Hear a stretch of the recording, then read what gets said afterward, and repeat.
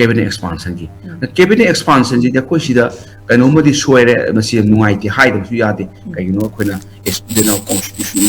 constitution India si naina jabani na masi pajat na khoi leijabani na khoina constitution norm khara kusida tang hayai na sakta masi madi yam nungai ti aduna masi da ina ELITETV bu tabi kudi mukta ina haizerisi cabinet expansion to busidi 163 amasung 164 article ni constitution gi madu khangmam changi amuk ai reiterate tok jage sarkar se cabinet 163 ni council minister headed by chief minister to aid and advise the governor haisi sarkar executive powers moi de lai ni moina leibak sing nga khadoi adu governor haisi di only constitutional head ni constitution head over tutor head maming ni name sek ni every action ji di council minister headed by chief minister tawdoi ni mana aid and advise the governor the aid amasu advise tawdoi ni aduga in the name of governor da notice sopui wani real power is lies in the council minister headed by chief ministers haibani na masima koi yam clear obi dawni it should be very clear about it leba nga ko chief minister team ji nga to ne agi next ta khona tawdo si 164 article 164 ki makha la sidani expansion la to si article 164 ki clause mo 1 du hore mayam hangdok pir yeng biro sida hai je kano kanda chief minister shall be appointed by governor chief minister si governor na hakani haba hakre ko Manipur da chief minister se yare sima mathanga other minister shall be appointed by governor on the advice of chief minister haba atopa minister mayam sina governor ki advice ta chief minister ki advice ta governor na hakani haba aduga minister hold the office during the pleasure of governor haba ahum je hoin khangbi tare governor na chief minister happen no doubt madu no doubt padu phare adagi mathangda akoina tawdusi kaino sina akoi gi chief minister na mag advice bidweni other ministers shall be appointed by governor on the advice of the chief minister haibani and the chief minister advice bidweni chief minister hairagadi chief minister do mi amado adu chief minister means only one person ne man advice to ni kanam advice to we are ko union government advice to we are center advice to we are BJP advice to we are kanam advice amat madu lo we ade advice should be done only by the chief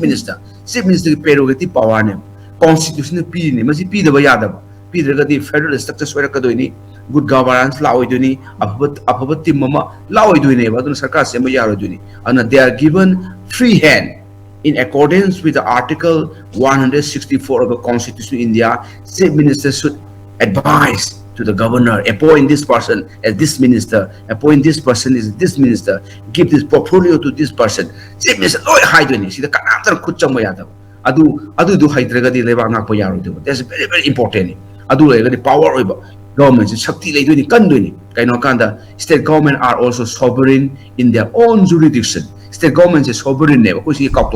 state government is like Tabadumaina, state government is centered depend away Kujida. Toboyadeko constitution Madu Yayate, constitution Haji, union Gisu Maji, Magi Tabak later whatever, state Gisu Magi Tabale. Adu the state are sovereign in its own jurisdiction. Magi jurisdiction area the state is sovereign now. She is chief minister na magi cabinet simana khandoi ni.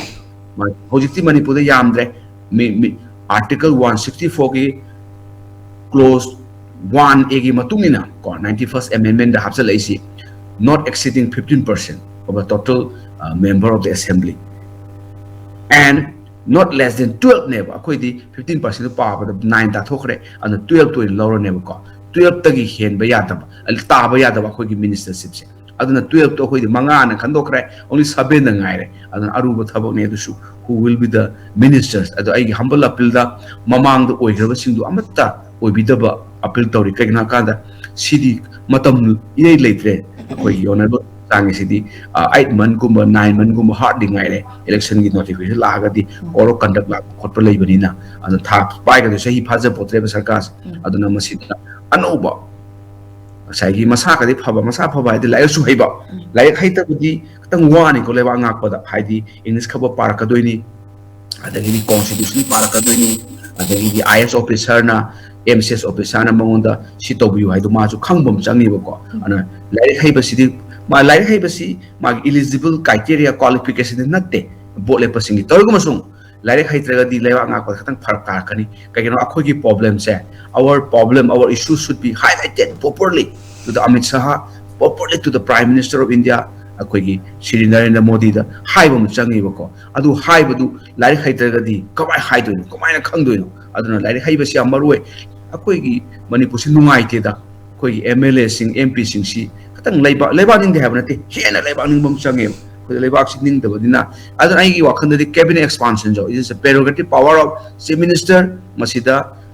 koina Delhi da chakani hai khemsan su akoi center gi ayaba lawraga natraga moina recommend tawraga hapa dudi chumdaba dudi aduga di magi team je phajana work to bonga moi ko aina haijari di constitution piwa pathap to ni constitution is a supreme law of the land akoi gi lex supreme mai se quite wang law ji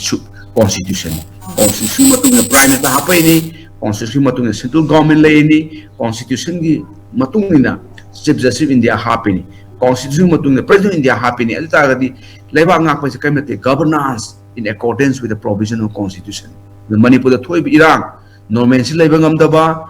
adegi di singilam da highway sakpa ngam da ba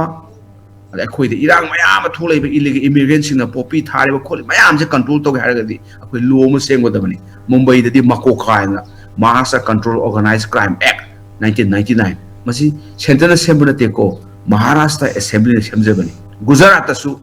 Gujarat Control of Terrorism and Organized Crime Act 2015 semi masi Gujarat Assembly semi akhoi Manipur Assembly sina kayum kanda Assembly se akhoi na Assembly law factory ni Kabi de MLA the quite important MLA the member of legislative assembly habni legislative assembly the law assembly of house legislative assembly ko adu gi member ni maming mani taksare MLA gi quite the foremost and primary function the law assembly akhoi the law assembly wale law of si ile ta bai tare and law du leraga law du matu action law changi that is called rule of law akhoi country si rule of law na palini adu akhoi rule of law du mufam chana matam chana chathadabani na problem ne ko adigi akhoi gi even su bok tharaga su gi suspension operation gi enforcement of suspension operation kana to din state government to masi ma pera na 7 yawone agri ground rule da adun takpati state government yam powerful obam change powerful oi ba kanda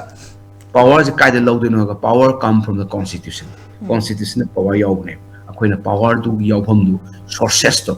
khangdabadagi tholiba thawdo wathokni I humbly appeal the government da honorable Kemsan team sida in appeal tawjisi portfolio piba chief minister bigadabani the cabinet expansion chief minister advice tawgadabani governor si how kroina and masida center gi consultations sidi phai khanna ne no phai tawgo sung issue no be dictated by center issue be dictated by the heavyweight of the or high command of the party aduna dictated tawba amate yade sidi chief minister da free hand ma